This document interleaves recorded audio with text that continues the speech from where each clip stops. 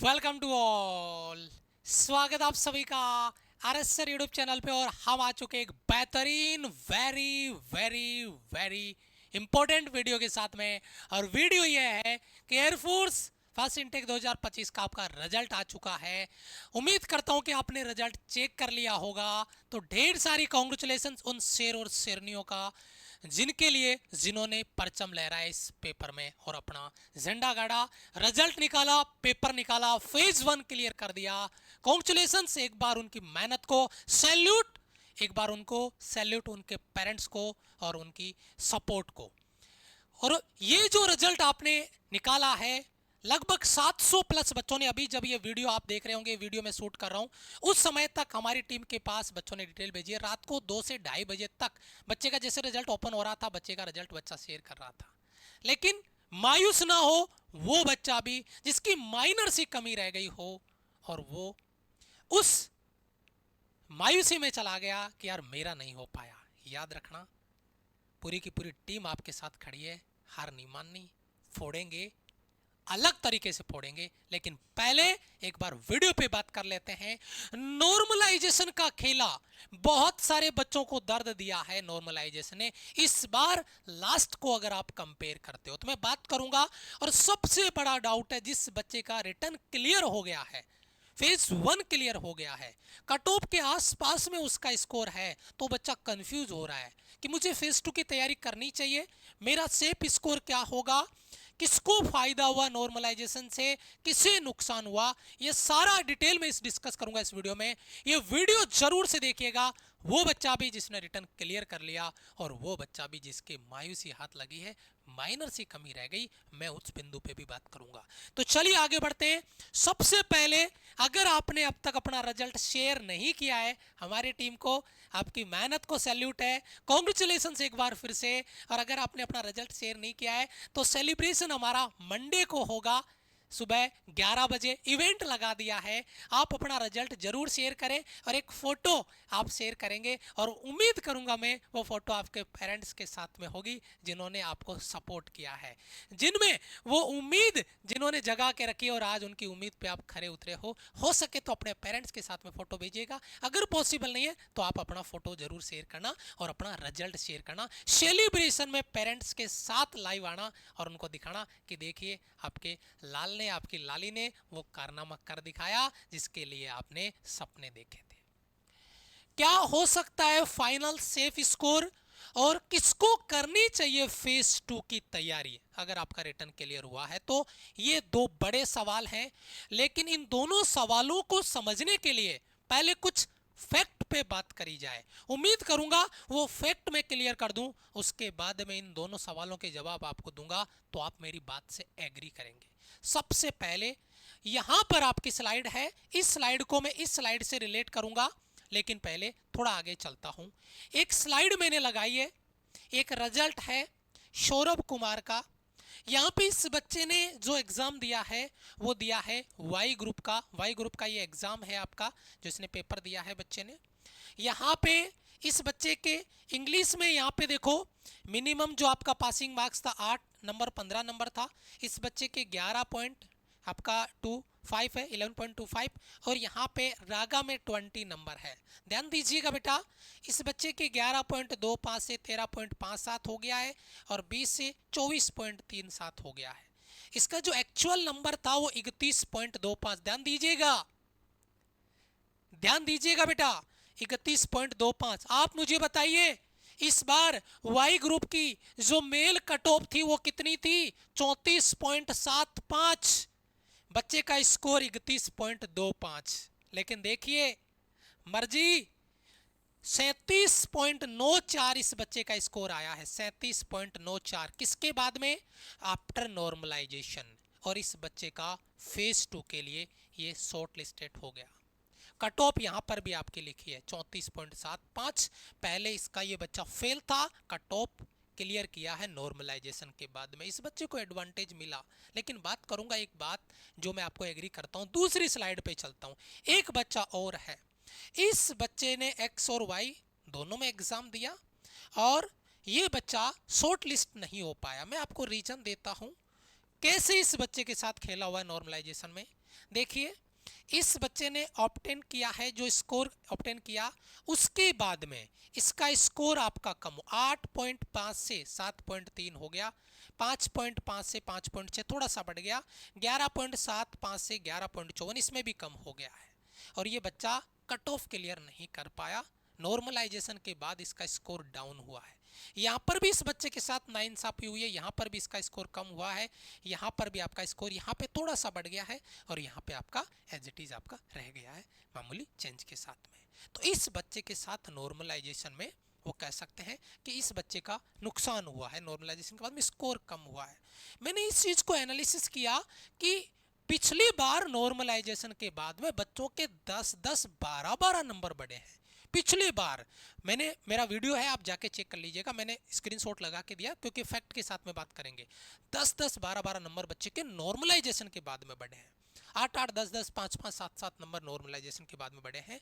यहाँ पर बच्चे का नॉर्मलाइजेशन के बाद में स्कोर डाउन हुआ है। मेरी एक रिक्वेस्ट आपसे भी है, आप ये वीडियो देखते देखते यहाँ तक आ गए तो एक चीज और क्लियर कर दीजिए। ये तो मैंने 2 स्क्रीनशॉट लगाए, आप एक बार कमेंट बॉक्स में आप normalisation, before normalisation, after normalisation आप अपना स्कोर कमेंट कर सकते हैं, या अगर शॉर्ट में लिखना चाहो तो आपको नॉर्मलाइजेशन के बाद में स्कोर कितना बढ़ा या कितना घटा ये कमेंट में आप जरूर लिखें। और बाकी बच्चे भी कमेंट बॉक्स को जरूर चेक करें ताकि आपको उसको आइडिया लगे। नॉर्मलाइजेशन का इस बार एडवांटेज बहुत कम बच्चों को मिला है। मैं कहता हूं नॉर्मलाइजेशन का बच्चों को नुकसान हुआ इवन कि यहां से बच्चा जो बेनिफिट अगर इस बच्चे को भी मिलता तो इस बच्चे का भी स्कोर क्लियर हो जाता, शॉर्टलिस्ट ये बच्चा हो जाता, लेकिन ऐसा नहीं हुआ है।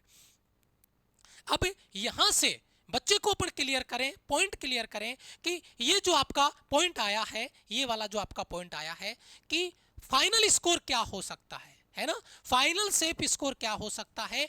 एक बच्चा, ध्यान दीजिएगा, एक बच्चा एक्स ग्रुप का आपका कट ऑफ है, यहां से देखिए एक्स ग्रुप का कट ऑफ है 22 नंबर और एक बच्चे के नंबर है 22.5।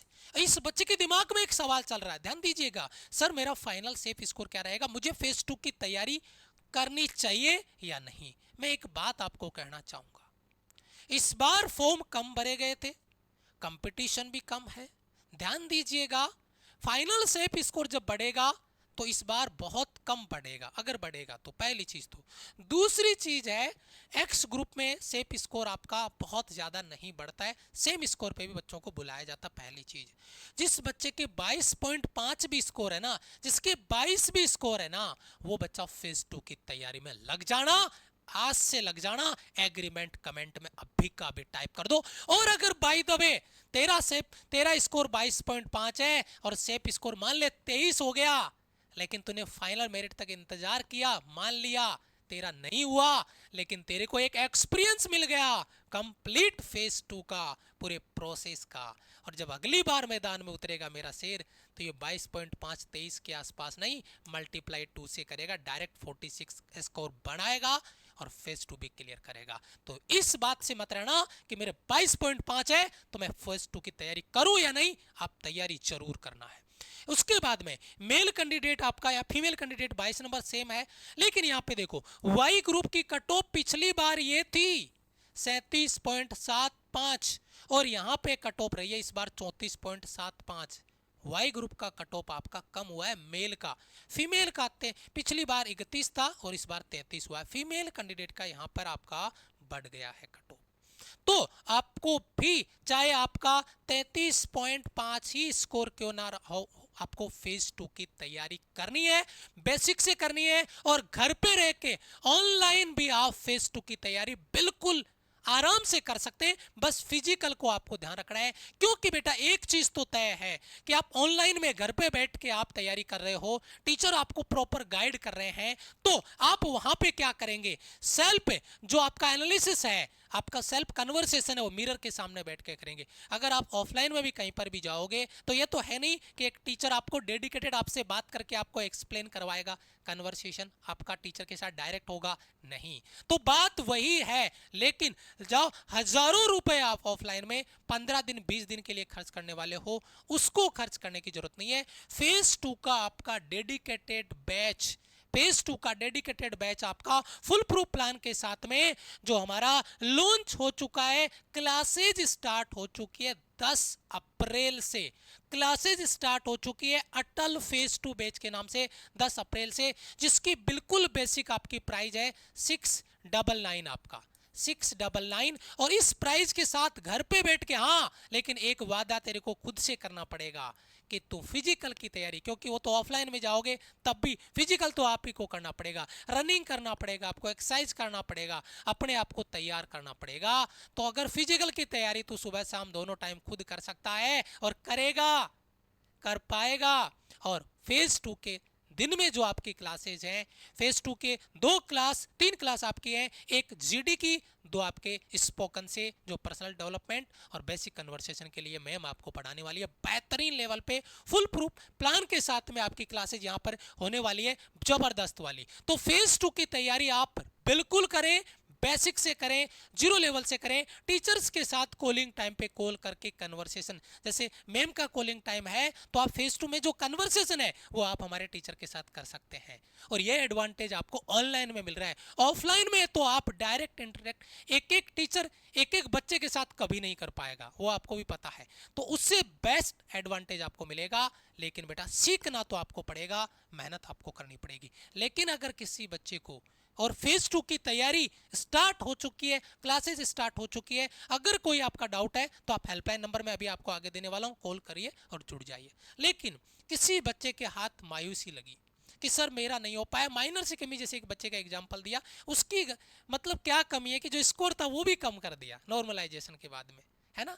तो बड़ा दुख होता है उस बच्चे को, और जब हम भी ऐसी मार्कशीट देखते हैं तो हमें भी मतलब एक मायूसी फील होती है कि यार बच्चे के साथ मतलब नाइंसाफी हुई है फिर ये आपके नॉर्मलाइजेशन के साथ में।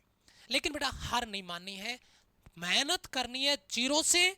सपना वही था, वही है, वही रहेगा, वर्दी पाने का, इस बार नहीं तो अगली बार। और तैयारी एक बार फिर से बिल्कुल बेसिक से जीरो लेवल से स्टार्ट करेंगे।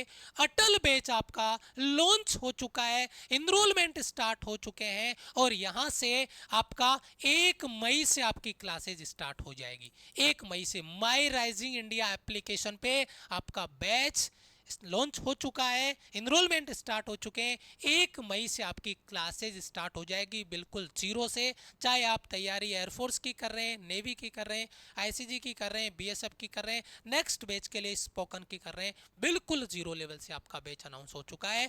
माई राइजिंग इंडिया ऐप डाउनलोड करिए।